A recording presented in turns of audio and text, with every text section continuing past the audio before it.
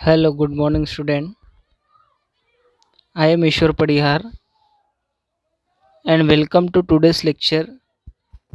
Dear student, in last lecture for class 11th, we were studying intonation, and in intonation, we have studied falling tone and rising tone. Today, we shall study combined tones. And what is combined tones? We shall discuss combined tone means rising tone before falling tone, or we can say falling tone after a rising tone. So combined tones means falling and rising both are added. Dear student, combined tones are normally used when combined tone का प्रयोग जब किया जाता है, इसके दो condition दे रखी है. फर्स्ट वाली है incomplete statement are said with a rising tone, means जो इनकम्प्लीट स्टेटमेंट या जो सेंटेंस होते हैं उनको राइजिंग टोन के साथ में कहा जाता है. जैसे कि यहाँ पर ये इनकम्प्लीट है, ये वाला जो वेन ही सा अस ये इनकम्प्लीट है, और उसके बाद है मीन्स जो इनकम्प्लीट स्टेटमेंट होते हैं उनको राइजिंग टोन के साथ में कहा जाता है. And followed by a falling tone to show the completion, और जो इनकम्प्लीट स्टेटमेंट होते हैं उनको राइजिंग टोन के साथ में कहते हैं. और उसके बाद में फॉलिंग टोन वाले कुछ सेंटेंस होते हैं, मतलब उस इनकम्प्लीट सेंटेंस को कंप्लीट करने के लिए जो सेंटेंस होते हैं उनको फॉलिंग टोन के साथ में कहा जाता है. और जो फॉलिंग टोन होता है वह कंप्लीशन को दर्शाता है. जैसे कि वेन ही सा अस, ये राइजिंग के साथ में मतलब लास्ट में आवाज तेज हो जाती है. वेन ही सा अस, अब ये जो सेंटेंस इनकम्प्लीट है, जब उसने हमें देखा, मतलब कब देखा या क्या है, तो ये बाद वाला इसको कंप्लीट कर रहा है. तो बाद वाला कंप्लीट कर रहा है जब उसने हमें देखा वह भाग गया, तो ये जो ही रेन अवे है ये कंप्लीट करने का कार्य कर रहा है. मतलब इनकम्प्लीट स्टेटमेंट को राइजिंग टोन के साथ में बोला जाता है, और जो कंप्लीट करने वाला होता है उसको फॉलिंग टोन के साथ में बोला जाता है. तो इसको पढ़ेंगे हम. When he saw us, he ran away. When he saw us, he ran away. मतलब लास्ट में यहाँ पर ये राइजिंग टोन के साथ में, मतलब लास्ट में आवाज़ तेज होती है और उसके बाद में फॉलिंग टोन में लास्ट में आवाज़ कम हो जाती है. नेक्स्ट सेंटेंस,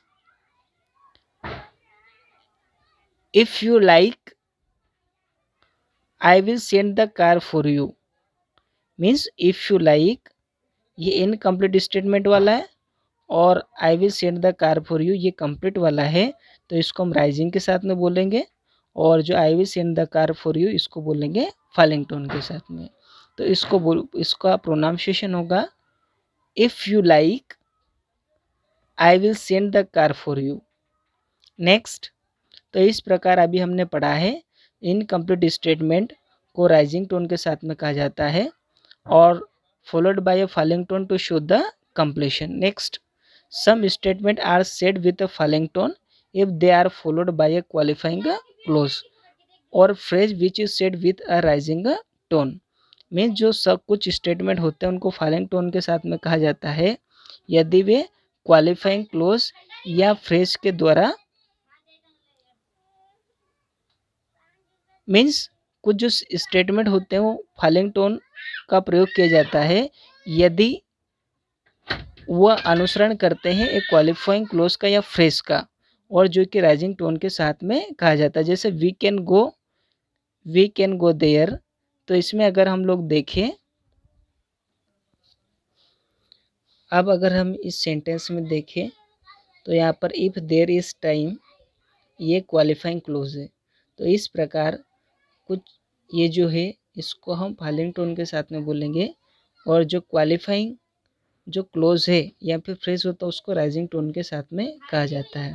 तो इसको पढ़ेंगे, we can go there if there is time, क्योंकि क्वालिफाइंग क्लोज है या जो फ्रेज होती है उसको राइजिंग टोन के साथ में कहा जाता है।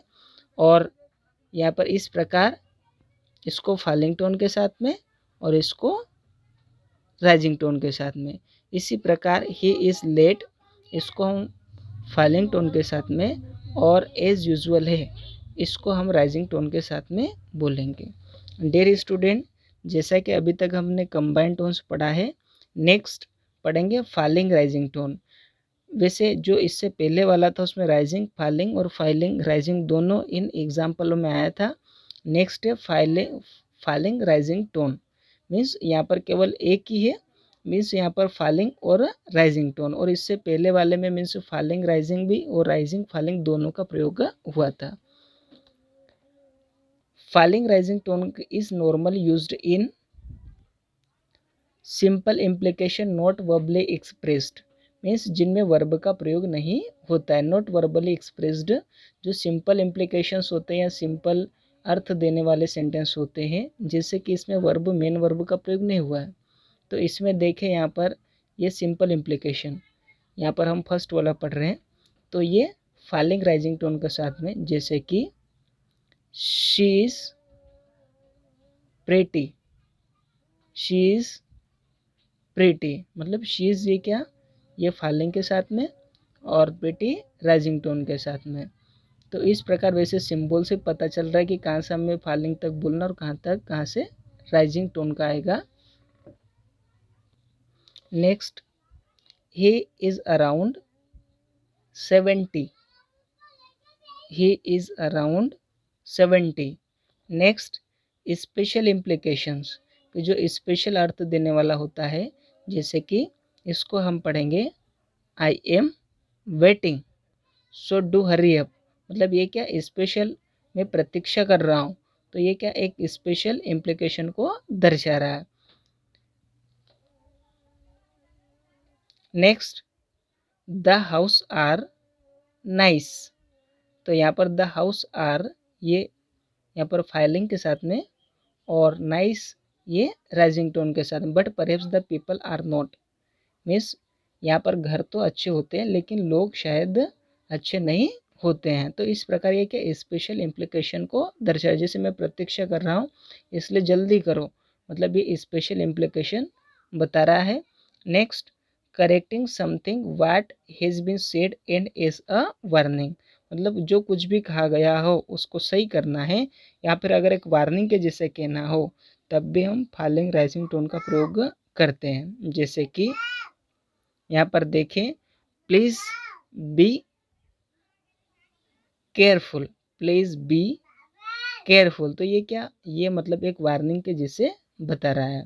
नेक्स्ट, ही इज़ 45 43, तो यहाँ पर एक 45 जैसे कि गलत बोला था, मतलब वास्तविक में क्या था 43, मतलब जो कुछ कहा हो उसको सही करना हो तो उसमें फॉलिंग राइजिंग टोन का प्रयोग किया जाता है। जैसे कि ही इज़ 45 43, ही इज़ 45 43, तो इस यहाँ पर 45 इस प्रकार जो गलत है उसको सही किया। Dear student, as we have discussed in last lecture falling and rising tone, and already I have told you that as we are studying this intonation topic,